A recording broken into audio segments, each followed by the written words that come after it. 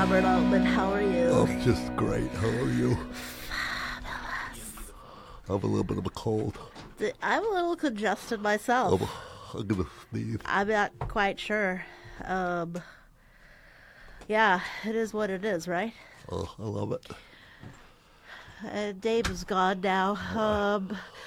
This is fabulous. Hello again. Welcome back to another episode of the Voiceover Gurus podcast. I'm Linda Bruno, lucky enough to be sitting across from another actual human being in the same room with me, which is always exciting because everything I do is remote. Ah. Yeah, but this is Robert Altmann. This is the real deal. Yes. Hello, Robert Altmann. Hello. How are you? Good, good. You and I have been friends for a long time. Go way back. Long time. Way back into time. Now, Rob is a master of many, many talents. You kind of run the gamut with a lot of things that you can do, but you're a stand-up comic. I try to be. You're a voice actor. Yes, try to be. You're like an MC. I definitely am an MC. Hello. Yeah, you do like parties and all sorts of stuff too. What else do you do? Yeah. The fun stuff. Jack of all trades. Yeah, Well, I'm now officially in the event space because I used to be, as you know, I was a sales trainer, which allowed me to bring a comedic flair to my presentations. But just in the past 3 years now, I've transitioned over to the event space, which is now just emceeing events. Well, sales has always been in my blood and always will. But really getting in front of the microphone, in front of people, and doing what I love to do, which is light up a room. So... Now, you like coming down here to the studio because of the creative vibe, right? I love it. Because you come up with some pretty crazy stuff. I mean, like I love it. Like tonight you're going to be in the improv class, which is going to be great. But where do you get the ideas for the characters that suddenly pop into your head that you vocalize? You know, and this is why I love to come to the studio, because we get to talk about stuff like this where, you know, I think it started off as a kid. You know, with cartoons being such a big part of my life. Sure. You know, big bowl of cereal and put me in front of those cartoons for hours. And just repeating and mimicking what I could hear, you know. It depended on what I was watching. But I always, if it was Mr. Sneaky, I would try to mimic that and then play with my friends. But I never really got it. I never knew what voiceover was, you know. And then coming up, I guess, I was in late high school, maybe sophomore, junior year, just goofing around with a couple of friends in the back of the car. And I was like, whoa, it's Popeye the Sailor. And they were like, you know, that sounds a lot like Popeye. And I'm like, I could pretty much, if I listen to it long enough, I can mimic it, you know. And they're like, that's a job. What? It's called voiceover, you numbskull. You know, so it was like, really? And that's kind of where it started. So you found you had just like a good ear, right? A good ear, and then coming out of high school, going into college, I worked in a deli for 5 years, which I have to say, that was just, I still think it's one of the best jobs I've ever had. For really? You Why? deli people out there. Absolutely, because I'm surrounded by food that I love to eat, and different people coming in all the time. There's always energy in and out. You know, you got to listen to the radio and wear a cool apron. You know, I wasn't wearing a paper hat like my brothers and sisters at McDonald's. But I got to really mimic the customers that would come in. And I worked with a guy, it was two brothers, Tom and Nick. And Nick in the morning would mimic people also. He was this big Italian guy that used to be a bodybuilder when he was young. And I started listening to him mimic some of the customers. A woman would come in all the time for her cold cuts, and he'd just walk by and go, half a pound of gabagool. And I would be like, wow, that's pretty funny, you know. So I started listening to some of the characters that would come out in the customers' voices. Oh, wow. And so that's your inspiration. That was always an inspiration. So really the combination of all the cartoons. Yeah. People that I would mimic coming in. You know, there was a guy that came in all the time. This guy, his name was CG. And he was a tall black man, maybe 70s, but almost scary looking. Like he had this do-rag on, and he had this sunken-in face, and he used to say the same thing every day, like clockwork. Come in, yeah, I'd like to get me a large beer and El Producto. And I mean, that was CG to a T. So people were like, oh my God, you sound just like CG, you know. And I would start just mimicking some of these people. And those became some of the characters that I got to, you know, developed. Yeah. Now, I mean, do you still do stand-up from time to time? I'll host. Yeah. I'll host the shows, which gives me a little bit more flexibility. It's not like I have to go out and do my 10-minute routine and And for me, I know sounds crazy, but comedy's got to be improv. Mm-hmm. I'm improv. That's my gift is improv and thinking on the dime, on my feet. So if I can go out and host a show and it's not scripted, when I'm scripted, I'm not funny. Oh, interesting. So that's a tough putt for a comic. Right. People are like, you're so funny when we're out. Why don't you be that way on stage? I'm like, hey, thanks. Appreciate that. Yeah, step on my head while I'm drowning. But it was true. For me, all the improv stuff I would do in between my bits I got the most laughs. So it started when I was a kid. Just I would just always like to be the fun. I tried to be the funny kid in the room, but it was like the fun. Oh, what was that? I like the fart noises and stuff like that. And they were like, well, you can't use this on stage, and you shouldn't use that. You don't want to characterize yourself. And it got to be, they wanted to not control you, but kind of funnel you. Don't do dick jokes. And it's like. They tell you what to do and what not to do, which was not me. Which is kind of the antithesis of creativity in my head. Yeah, exactly. Because you don't want restrictions. Right. You want to just go for it. Yeah. And other people are like, nah, man, be nuts, be crazy. Other comics do it and stuff. And they were like, you'll get more work if you work clean. So I tried both. I mean, I did the comedy circuit. I did the whole thing. And, yeah. And up here in Long Island, New York. Long Island, did the city, did the bringer shows and all that, and I got the most fun out of the hosting because in the hosting, then I can just play off the people that were there. Because situationally, when you come to the office, sometimes you'll tell us stories about your life or something that happened or someone you dated or an experience, and your descriptions, you're very physical. I mean, physicality is huge for you and seeing your face and how you act it out. But you can take a simple situation, it seems, and you just turn it into this huge caricature. Yeah. I mean, how are you doing that? You're just, how do you find the funny? It's hard to say. I think trying to get my message over in a physical way is easier than me explaining it, and it's always been that way for me when I came here to Digital Waterworks. And Dave, actually listened to my voiceover tape. He was like, yeah, it's okay. And he just put it on the side. And then when he saw me go into the voiceover booth and become Thurston Howell, talking about a Chevy Tahoe, because I would create voices for the car dealers for their different vehicles. Oh, okay, cool. So, I was like, yes, isn't that right, Lovey? She loves my Chevy Tahoe. and I got into this character where I stuck my face out and So you change up your body. And I changed my body into, I was watching Gilligan's Island in my head. Wow. And he was like, come out of the booth. I thought he did something wrong. I go, what? He's like, what was that? And I said, he goes, I know it's Thurston, you nitwit, but what is that? What's this tape? Right. And I was like, well, they told me not to go over the top. He's like, but that's you. That's what sells you. That's what sells you, and that's you. And, So taking it down to the basics of it, when you just mentioned Thurston Howell, you are tapping into something from your childhood, something that you saw probably as a kid. Yeah, over and over.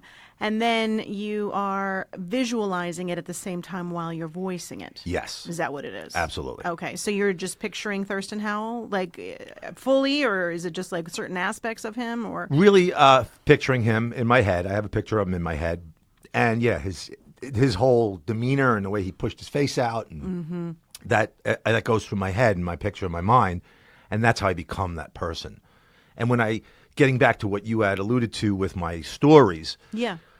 I kind of put myself back into the situation as it was happening in my mind. Okay. So if I'm explaining to you somebody falling off a chair, which you have to understand what we're talking about, obviously. Right. Somebody had fallen off a chair off a very high platform, which is not funny. But the way you tell the story. But it was funny because she landed in a chair and she should have been killed. But she wasn't. We all laughed and it was fun. But just her face, I could see it.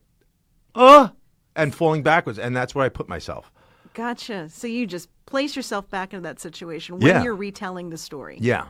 Wow. Okay. So, that's actually a great tip for storytelling in general. Yeah. To put yourself in that story. Well, I always want to continue with stand-up because I think it's a staple. I think it's something that I love other than improv. I belong to 2 improv groups my whole life.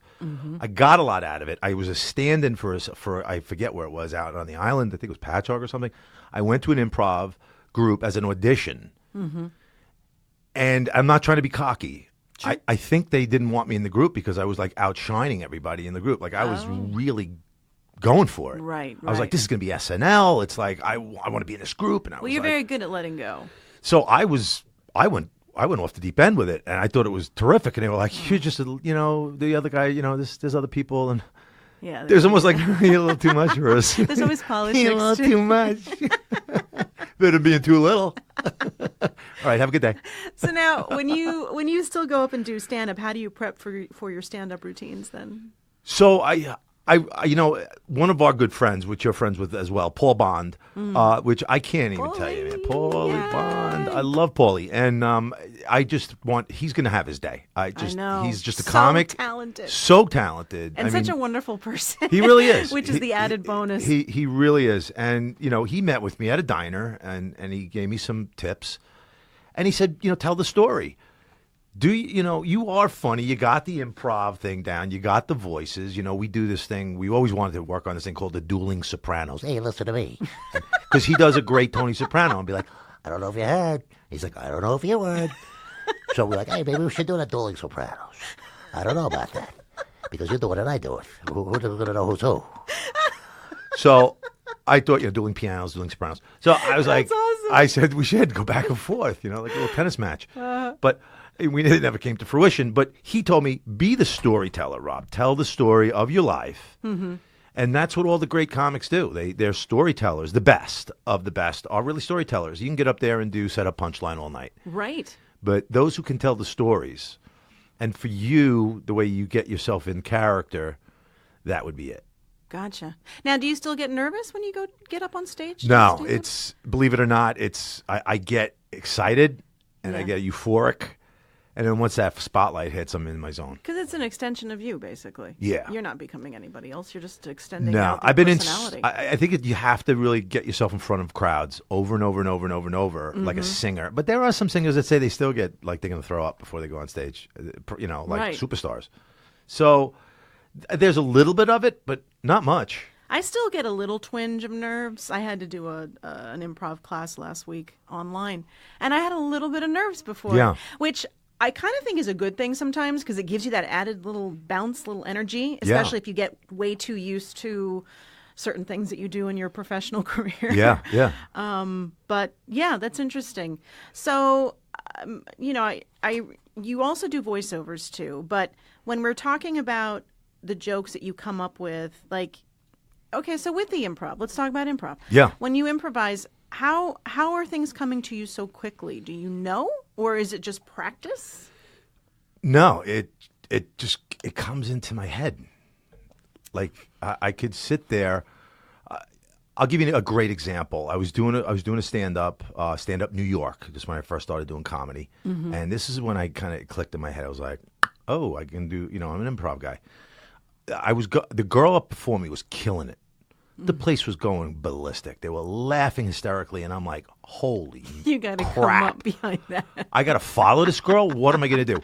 And she was so funny, and she had these giant knockers, right, with a tight sweater on, and she's just going, and she's making people, and she goes, buddy, in the front, what are you staring at? Can I just pause for a second? Yeah. You're describing her giant knockers. Meanwhile, you're putting your hands on your chest to symbolize giant knockers. I have them. Hence the physicality that goes into just even describing it to me. Because now I have those giant knockers, and if I had them, I wouldn't have come in today. So I would still be home. So why do you like them so much? Because I don't have them. So my point was, she was like, she killed it. At the end, she goes, you keep staring at my boobs. You know what? I'm sick of them. You have them. She pulls, and she reaches into a shirt. She pulls out 2 fake styrofoam breasts, and she gives them to the guy in the front row. And that was her ending. The place went bananas. That's crazy. People stood up like a standing O. Yeah. I got to go next. And I'm a novice at this point. I'm going to go up and, tell a story of, hey, So I just, out of the blue, I was sitting next to a bar. I grabbed a paper towel roll, a Bounty roll, and I stuffed it in my pants as hard as I could. Giant paper towel roll. Yeah. And I go walking up. They're like, hey, here, and please, they know him as Robo, Robert Altmann. And I go up, and I used to do a fall. That was like my opener, because everybody loves a good fall. And then, again, another comic was like, it's so cheeseball. I'm like, but it gets laughs, man. It works for you. It works for me. I like to fall down. I always did when I was a kid, and I'm good at it.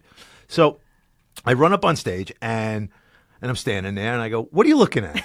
So, again, I just improv'd. I'm like, you're staring at it, aren't you? To a girl that was sitting next to the guy that had the fake boobs in his hand. And I said, I'm sick of having this thing. You hold on to it. And the place went bananas. And that's completely improvised. it was improv. It was just spur of the moment. How am I going to peel off of this girl? Right. That's where my improv works best. When I work with other character actors that I can peel off of. Yeah. When I started doing voiceover, character voiceover, I mean, you were one of my, instrumental in teaching me proper voiceover and Right, the proper way the to proper speak. way. Stop having coffee, So, and you're the best of the best. I really believe that. Thank you. I think you're awesome. And I worked with a guy named Michael Krug, who we know, Mike Krug. He was so amazing at getting voices out of me, peeling off of things that I've done and then just combining them. We did a thing called the Galaxy Gang, and it was he says it was a bee, and he went around. It was just like right around the time when the Bee movie came out with Seinfeld. Okay. So it was a bee that went around. He was a commentator for a race, and it was for kids. And he goes, the bee's got to sound like a bee, but get that, and then your hustle goes, get the buzz in you. And I want it to be Howard Cosell, because he was the most amazing announcer ever. Zoom bug here to ear, to wow you with my ear tingling play-by-play. And he worked on that with me. I can't even tell you. I mean, for an hour to just, no, I want it. And he got that out of me. Like he got voices. He got voices out of me I didn't know I had. So basically, you were doing the buzzing sound, but you were also using the rhythmic pattern of Howard Cosell, the way he used to speak. Yeah. With the stopping and the starting and then just converting it into a character voice. Yeah. Yeah. That sounds like it makes sense. And he was such a creative like that. You know him. He's he's a super creative guy, and he would just do little things to my voice. In stopping and starting with a dog, you're gonna say you're hound. I'm pound dog, and then he goes, just finish it with a woof. I'm not barking, but it's hound dog, woof. So it kind of really gave it a character, like I'm a big dog that's tired. I could picture this dog. Yeah, you picture it. Yeah, he's tired. So I would think of that, the big dog, the tired dog, and then I would think of droopy dog. Yeah, droopy dog with those giant jowls. He's so tired all the time. So I would combine the dog with the droopy and woof.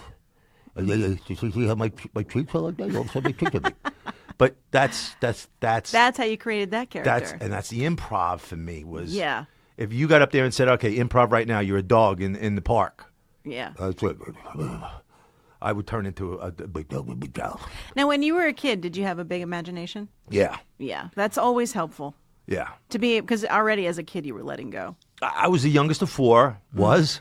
You still are. Where'd my family go? Before they left me at the bus stop. Youngest of four, and by the time they got to me, it was just like, all right, take your army men and go out in the back and play. Leave us alone. Yeah, scrape my knee up, you spit on it, and go back outside.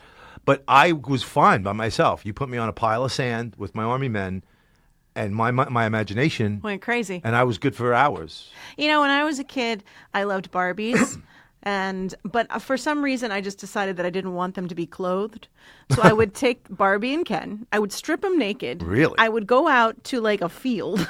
I would find those weeping willow trees, and they would become Tarzan, Barbie and Ken. So I would create this whole other world. Now, even though Barbie gives you the clothes, the shoes, the whole 9 yards, they give you the scene. Nah, I had my own scene. She was wild. She was crazy. They were swinging from trees. Swinging from the weeping willow. Yeah, because of the imagination. And being an only child and both of my parents working, I spent a lot of time by myself. By yourself. So it was constant singing and coming up with little characters. And I didn't know what the heck I was doing. But at the time, you realize, So who do you think, as a childhood inspiration, who inspired you the most, do you think, is a famous person? Or even maybe somebody you know? I don't know. Who inspired me to do voices? Yeah, and character work and stuff. Like, was there anybody when you were a kid? Probably, That you... believe it or not that I'm a big fan anymore, but Bill Cosby. Yeah. You know, with the whole Fat Albert thing, you know, and just, you know, they were all in the junkyard and stuff like that. Again, I was such a big kid that was so into TV and cereal. Gravy Right. bowls full of cereal, and I could watch cartoons. What cereal? You know, forget it, man. Cocoa Krispies, Cocoa Puffs, Lucky Charms. Remember Lucky Charms? Magically delicious. Anything, Life, Honeycomb. Which was the Alphabets. Dracula? What was Count it? Chocula. Count Chocula. I am the Count. I would eat Count Chocula. It goes back to Sesame Street. 1 baht, 2 bahts, 2 bahts. 3 bahts. Yeah, but that to me was, and not only just cartoons. You know, we watched that little video. It was on YouTube from the great. It was like 70s to 80s to the late 80s. It's like a little when we were kids, all the commercials and the shows. Yeah. Remember we saw that? Yes, yeah. So it was the shows as well, the sitcoms, the I Dream of Jeannie, you know, Petticoat Junction. It was like I think today TV's not like that. You don't have those personalities, those big personalities that were on the shows. Well, now the inspiration for a lot of the younger generation is video games. Is video games, yeah. That's where they're getting their inspiration for what they want to sound like. And, Right. And it's a lot of extreme vocal usage because, like, video games they shred your vocal cords. Yeah. So that seems to be what people are into now. Yeah, it's scary. But Sesame Street was big for me. Yeah. You know, and all the Muppets. The Muppets. The Muppets, too. Absolutely. It's all characters. Yeah, and I love those characters, and I think we do improv, that always comes into my head as well. You know, the Munsters. I mean, Fred Mork Gwynn, and Mindy. Mork and Mindy. You know, Yes. but Herman Munster, you know, the way he was a physical character. He was huge. And he was so, you know, Yeah. Marilyn, and he's shaking. You know, Yeah. like that's what goes into my... And Grandpa was a character. You know, that's when we do improv, even in our things. Believe it or not, those are the things that are shooting through my head when you're like, all right, here's the scene. Yeah. And you throw out the scene. I start, that's what gives me my physicality. Interesting. And the energy that goes in there. And it's exhausting. Mm-hmm. I mean, we're in there for an hour and I'm sweating. Yeah, I know. It's a workout. It's a workout. But it's a great workout. It is a great workout. Such a release. But it is. It's just energy that goes into those characters. There's a lot of energy going in there. So when you're on stage or in any kind of capacity where you're in front of people, how are you keeping your audience entertained? Can you tell if you're starting to lose them? Yeah. What do you do about that? When they leave? I think you're losing them, Rob. Why? They're all leaving. I could just tell by eye contact. I hate these headphones. I'm sorry. I'm like I keep one bothered. on, one off. Oh, go ahead. Yeah. But I could tell by eye contact. It depends. If it's a comedy show, I could obviously tell if I'm losing them. I try to stay interactive as possible with the crowd. If it's something more of a corporate or something like that where I'm speaking, it's a corporate speaking Yeah, or like something your like trainings. that. How do you? Yeah, corporate sales trainings. I loved because I never stood at the front and was one of those guys that, well, today we're going to learn about this. And Yeah. this. No, I was. You're entertaining while you're doing your. I could imagine you would be. I was out of my mind, and I was borderline where the one of the vice president general managers said, "I don't know whether to give you a raise or fire you." Because, your file in HR is like a Bible. You know, you can't touch people. And I was like, well, I wasn't touching them like that. They're like, you got to just stay within the guidelines, man. You're a professional here. You can't do that. You can't do these things, slamming books down. It's just, I loved just being real. I wasn't even doing it for shock value. But Yeah. they knew going in, I would take the training manual and be like, we're going to be with each other for 5 days, and everything you need to know is in this manual. Mm-hmm. And you know what I think we should do with this manual? And I would throw it into the trash can. And they're like, I go, not you and I both know everything in that manual doesn't happen in real life. Come on. And they were like, oh, this is going to be good. And I could tell I got them because to see how I just sat up in my chair? Yeah. That's what they did. Oh, that's great. They sat up and they were like, this is going to be different. They knew they were in for something. And I said, some of you are going to get this and some of you won't. And that's fine. Mm-hmm. And the big VPGM that gave me my start, back in Singular Wireless, he said, I just want you to be you. you're my trainer. I was like, no, I'm not. He's like, I'm the boss. And yes, you are. You're my trainer. And He saw your talents too. he just said, he goes, I want you to attack them on angles that they don't see coming because that's your strength. That's your strength. Wow. Go. Thinking on your feet. Thinking on your feet, you know? And I used to use quotes. I mean, back then you can't do the things, well, now everything's webinar, so it's like my classroom trainings are out the window. But I had such a great time doing it back then, I was doing what I wanted to do. But are webinars live based too? Is somebody live training? You're live, but you're on a computer, and it's a lot of, when I was doing them, you didn't even have webcams on the people that were involved. They had a webcam on me, Right. but I couldn't see you. Oh, gotcha. So And you want that interaction. I need that interaction. I'm okay, Linda, take the next line. Linda's in the bathroom. Oh, great. This training's going well. You guys are going to be amazing. But when back in the day, he said you could use any form you wanted. So I would use movie clips to train in sales. Tommy Boy. You know, get somebody's name and use the name in sales, right? The biggest thing, get the name, use the name. Hi, Linda, I'm Rob, and you are? You know, you need to get somebody's, relationship. I don't want to get into a sales course here, but so I would show them a DVD of Tommy Boy when he goes into, I don't know if you remember the movie, he goes into the diner and he's like, I really want, I want to get some chicken wings. And she's like, fryers are off. And he's like, you sure? She goes, hold on. Yep, fryers are off. Like looks over his shoulder. And he goes, what's your name? And she goes, Helen. And she looks up like, oh. He's like, Helen. Helen. That's a nice name, Helen. Helen, let me tell you why I suck as a salesman. And, and he takes this roll and he's like, I got my little sale and I pat it and I'm a thigh. And he rips it all in pieces. He's like, there goes my sale. I killed my sale. And that's why I suck as a salesman. And she's like, gee, you're sick. Let me go turn on the fryers. Oh my God. And he goes, thanks, Helen. Tommy like winging. And he's like this big 5-year-old, Right. He was like such a character actor as well. Yeah. Love that. Yeah, well, that'd be a great thing during. But he said her name 7 times. Oh, is that So she got to him. He got to her on a personal level. Mm-hmm. And I said, I want you guys to understand this. This is gold. But even that even applies though in the voiceover industry because we are still selling ourselves. We're selling our voices. Absolutely. So if you're dealing with a producer or someone that you've worked with and maybe you want to keep that connection going, it's good to keep it, maybe get it on a personal level. Yeah. It's so funny. I thought about this morning. I was thinking about like we do the on-hold messages as part of our voiceovers. Right. Which is pretty much, it's more on the lower end of the scale of voiceover work, but it's still voiceover work, and you could eke out a living if you could do enough of them.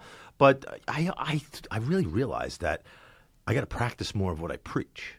So here I am telling people how to be like this, character and, sell the sizzle. Right. Sell the sizzle. And yet I wasn't selling the sizzle.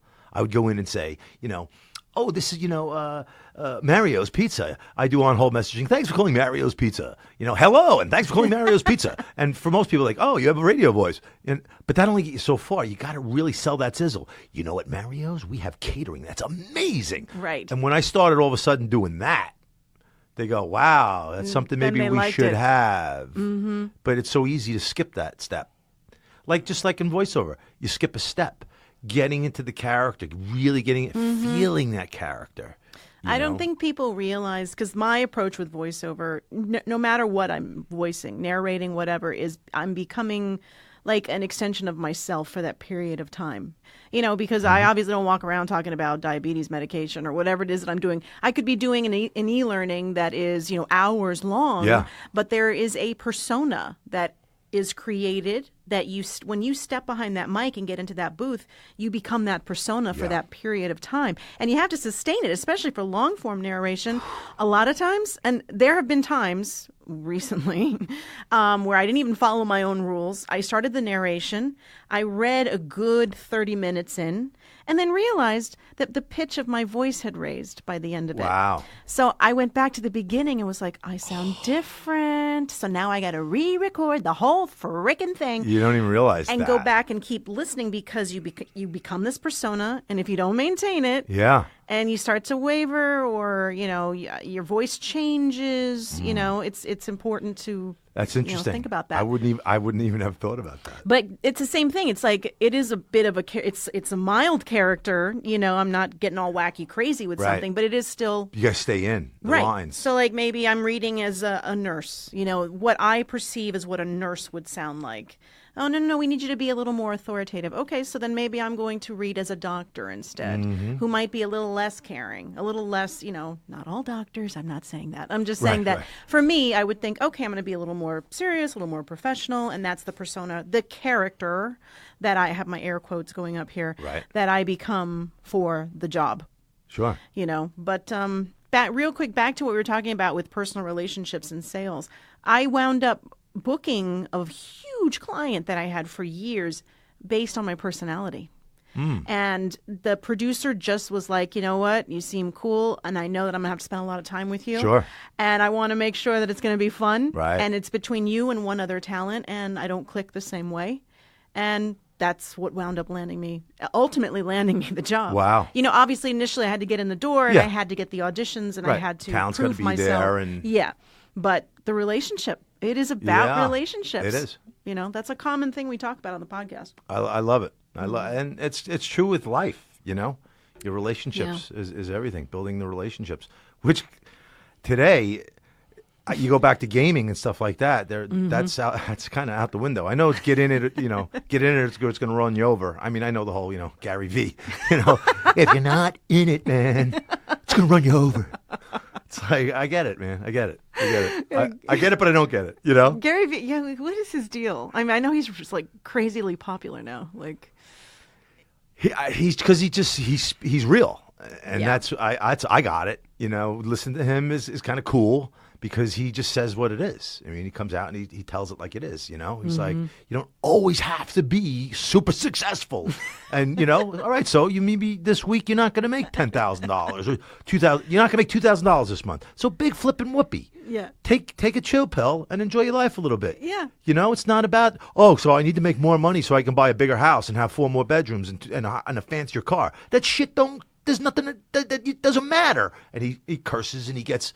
But he's being real. He's not putting it off a shock effect. Yeah, that's the real deal. It's the real deal. Yeah. And you look at it and you go, you know what?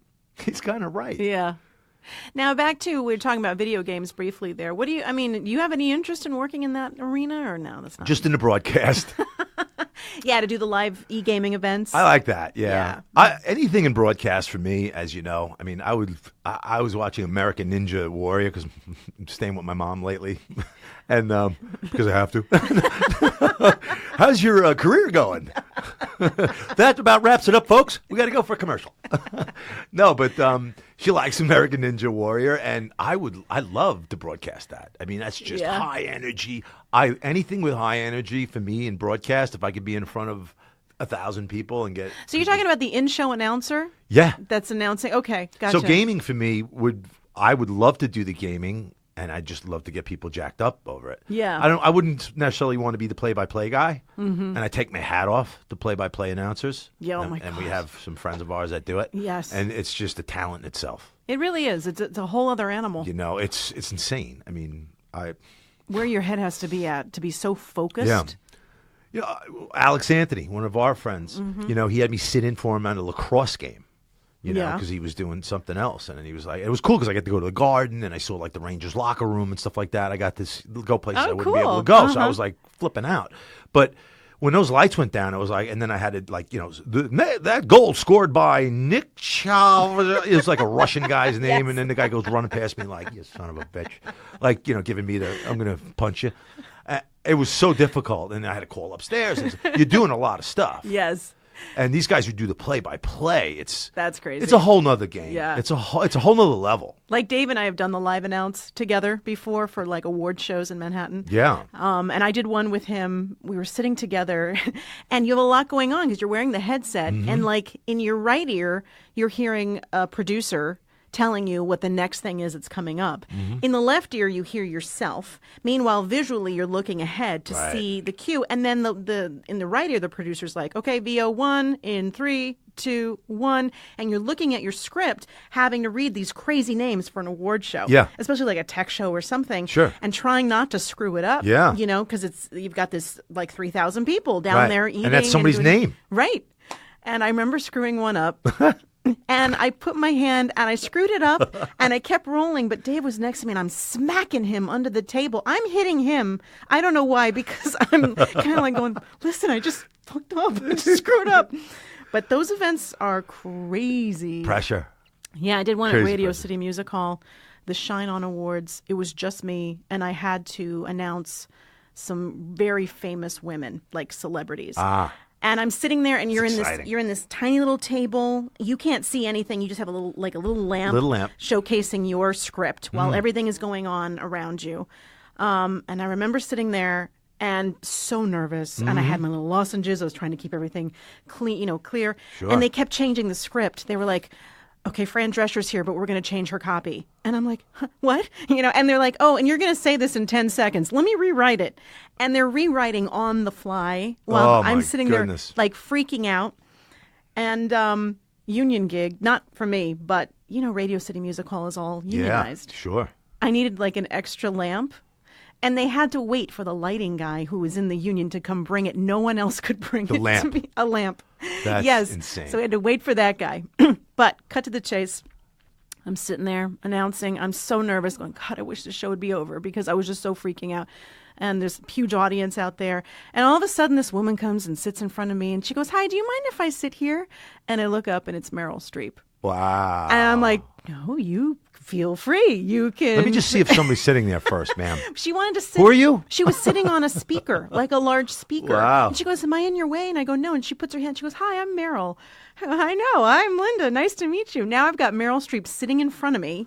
And I'm having to go back to my script and announce like Rebecca Romaine and all these other fabulous women That's awesome. But there's your live announce and the nerves that go with that. Yeah. I mean, It's a lot of pressure. I'm cut out for it, but I don't really like to do it.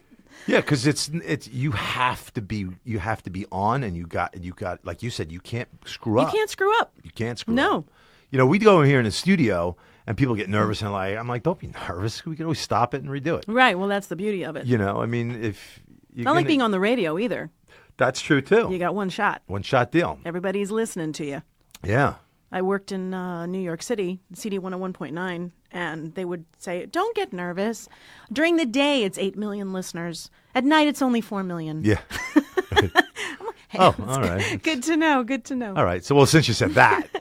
But, just like anything else, you get in a zone. Yeah. And then you forget. And once the nerves go off, you're like, okay. Just like I'm sure that's what Alex deals with. He just gets in his zone. Yeah.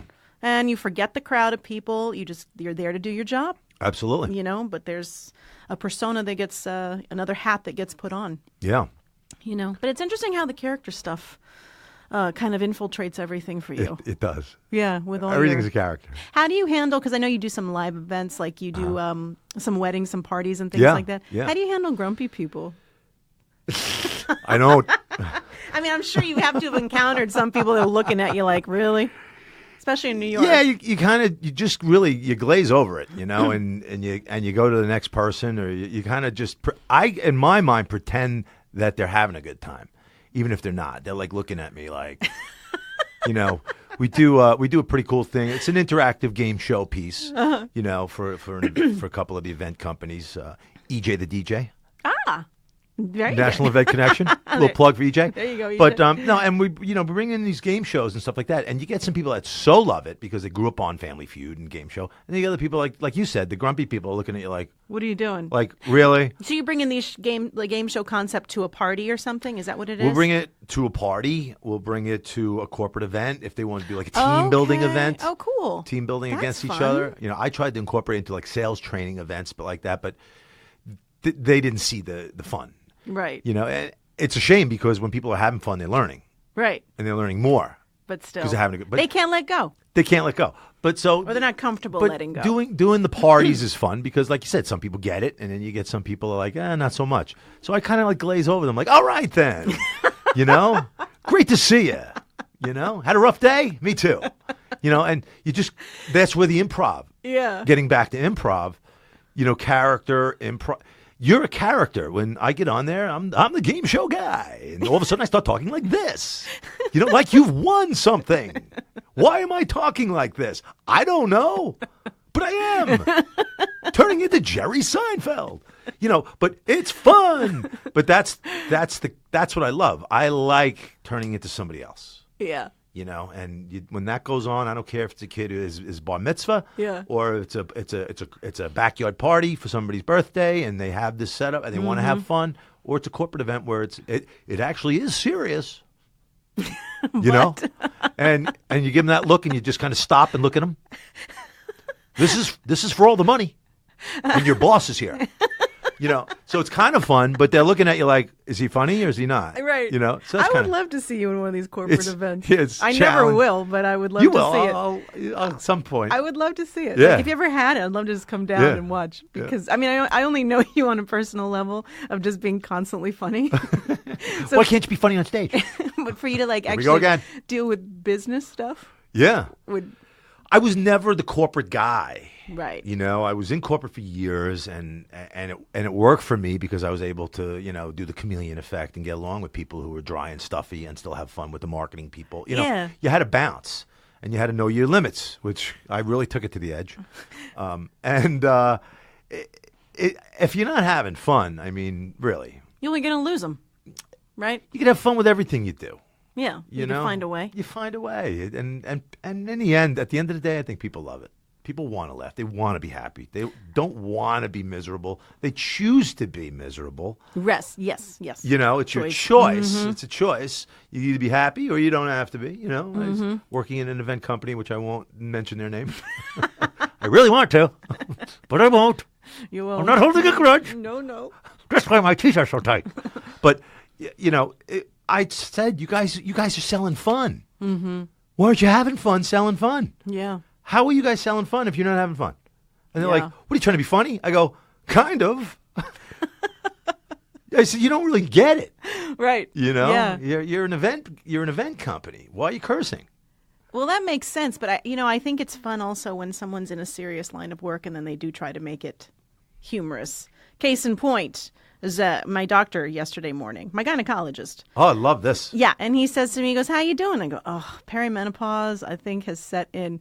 And he looks at me, he goes, well, congratulations on making it to 48. And so he has this nice, positive, sunny little attitude.